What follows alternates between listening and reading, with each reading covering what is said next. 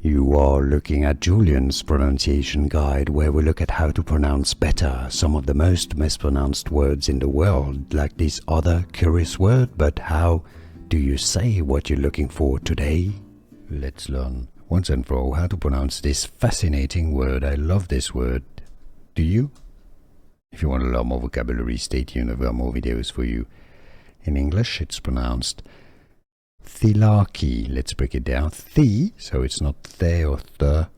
The, la, the Americans would say lar, and then chi, coming from Greek, I believe.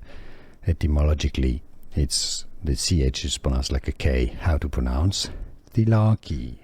Here are more videos on how to pronounce more confusing words and names too many mispronounced. Like this video if you found it useful. I appreciate your support. I'll see you soon and thanks for watching.